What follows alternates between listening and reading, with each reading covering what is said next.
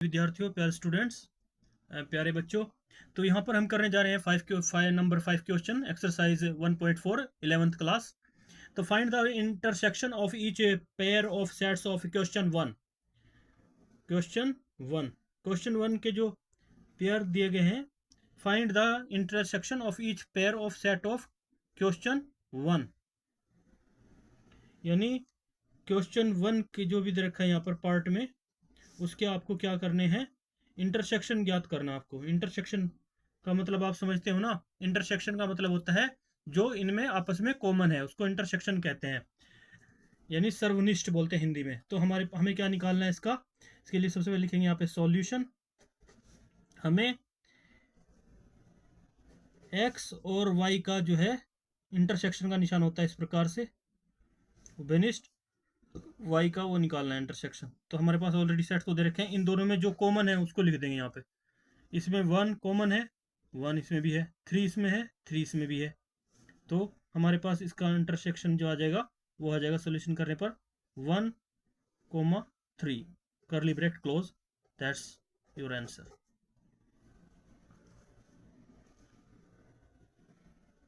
तो बढ़ते हैं नेक्स्ट क्वेश्चन की ओर, 5 क्वेश्चन का सेकंड पार्ट। इसमें भी हमें इंटरसेक्शन ज्ञात करना है, तो लिखेंगे सॉल्यूशन। इसमें इंटरसेक्शन ज्ञात करने के लिए सबसे पहले देख लीजिए कि कौन कौन से एलिमेंट आपस में मिलते हैं। तो सबसे पहले लिख लेंगे ए इंटरसेक्शन बी। कौन सा सेट आपस में मिल रहा है, इसमें कौन कॉमन है, ए इसमें भी है, ए इसमें भी है। तो इसका आंसर हमारे पास बराबर होगा करली ब्रैकेट स्टार्ट, ए कॉमन है तो ए को लिख देंगे, तो इसलिए close. Hope answer the question. तो इसका आपका ए जो है वही उभयनिष्ठ है, इसमें सर्वनिष्ठ है, इंटरसेक्शन होगा इसका, कॉमन पॉइंट ए है इसमें। तो that's hope answer the question. अब बढ़ते हैं फर्स्ट क्वेश्चन के थर्ड भाग की ओर।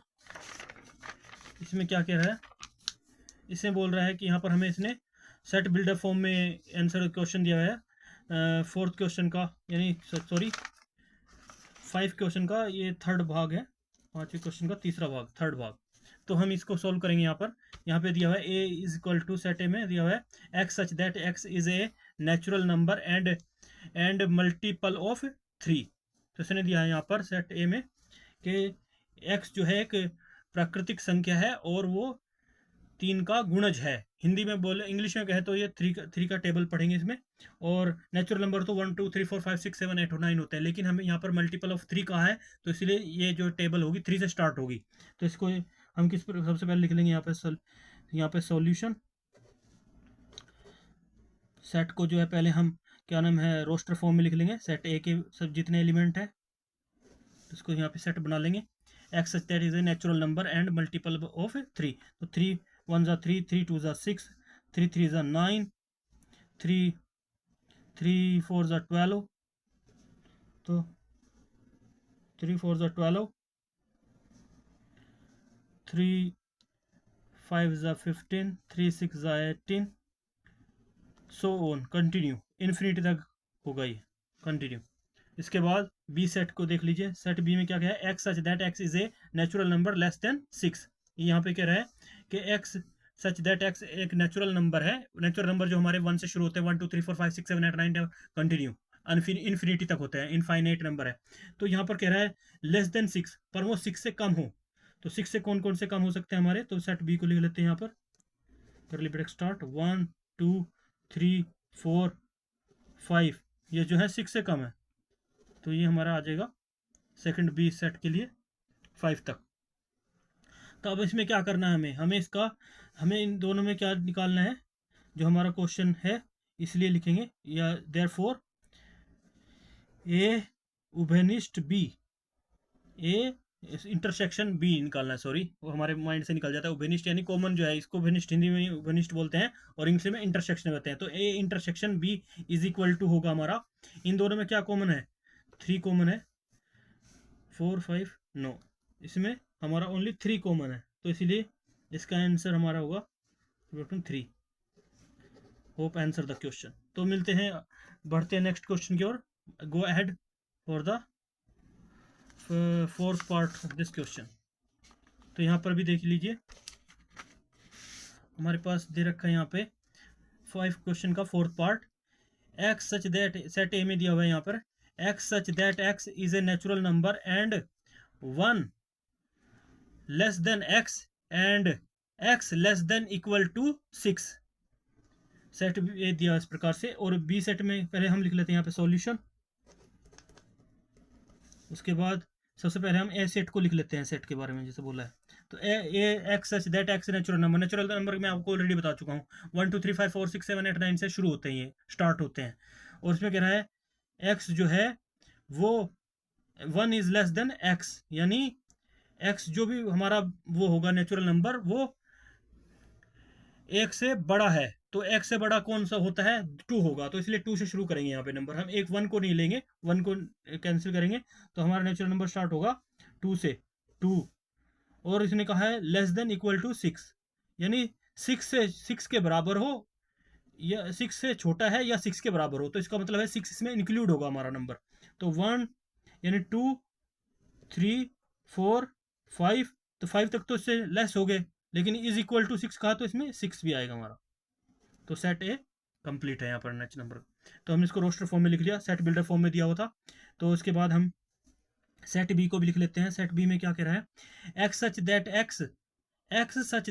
X is a natural number and 6 less than x less then 10। तो यहाँ पर कह रहा है जो 6 है, एक्स है यहाँ पर, वो 6 से बड़ा है, 6 से बड़ा है, और 10 से छोटा है। तो 6 से बड़े कौन से होंगे, 6 से बड़ा हमारा कौन से नंबर आ सकते हैं, तो करली ब्रैकेट स्टार्ट 7 8 9, और 10 तो इसमें लेना नहीं है क्योंकि 10 के छोटे हों, लेस देन 10। तो यही पार्ट होंगे। तो इसलिए हम इसका क्या निकालेंगे, जैसे कि हम क्वेश्चन में सब में निकालते आ रहे हैं, तो इसलिए इसका हमारे पास होगा A intersection B. A intersection B क्या होगा हमारा, निकालेंगे इसका। तो ए इंटरसेक्शन बी हमारे पास इन दोनों में जो भी कॉमन होगा उसको वही हमारा ए इंटरसेक्शन बी होगा। तो इसमें देखो कौन से कॉमन है, 2 3 4 5 6 7 8 9, इसमें कोई भी कॉमन नहीं है। तो इसलिए हमारा इंटरसेक्शन जो है सेट इम्पिटी होगा। तो इसलिए ये हमारा किसके बराबर होगा, ए यूनियन बी। इसको हम इज इक्वल टू 5 भी कर सकते हैं, ये होगा आंसर। जिसका कोई भी इम्पिटी सेट है ये, तो इम्पिटी सेट का जो होता है उसको हम रिप्रेजेंट करते हैं 5 से या इम्पिटी सेट से। तो इम्पिटी सेट को से ज़्यादा बेटर है, इसको हम इस प्रकार से शो करते हैं। तो इसका 5 आंसर आएगा हमारा। तो बढ़ते हैं नेक्स्ट क्वेश्चन की ओर।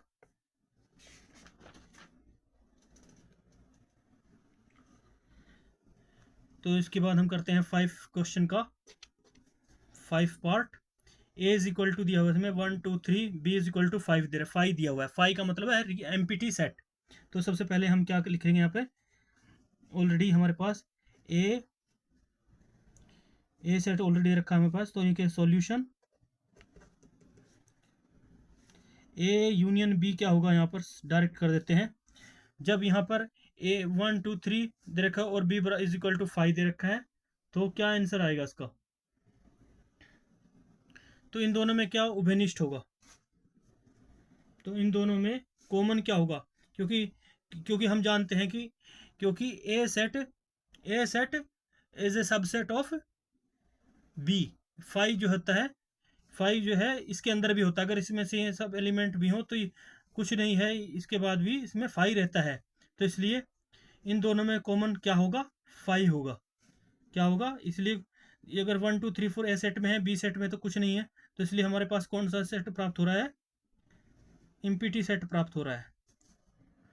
तो ये 5 सेट हो रहा है, तो इसलिए हमारे पास का आंसर क्या आएगा, ये भी इम्पिटी सेट है, क्योंकि ए सेट में तो 1 2 3 4 है, तो बी इज इक्वल टू 5 है, कुछ नहीं है। तो इस प्रकार से हमारे पास एम्पिटी सेट होगा प्राप्त। तो इसको एम्पिटी सेट को हम आगे किस प्रकार से लिख सकते हैं आंसर के तौर पर, इसलिए या therefore A intersection B is equal to हमारा 5 होगा। दैट्स होप आंसर, क्योंकि एम्पिटी सेट होगा, क्योंकि ए सेट में तो 1 2 3 4 है, बी सेट में 5 है, तो ये इनमें कोई भी कॉमन नहीं है। तो इसलिए जिसमें कोई भी कॉमन नहीं होता उसमें 5 इसका आंसर होता है, एम्पिटी सेट होगा। इसका उभयनिष्ठ जो भी हमारे पास इंटरसेक्शन आएगा 5 आएगा। तो होप आंसर द क्वेश्चन 5। तो बढ़ते हैं यानी हमारा यहाँ पे 5 क्वेश्चन कंप्लीट होता है। मिलते हैं नेक्स्ट क्वेश्चन में, तब तक के लिए बाय बाय, जय हिंद।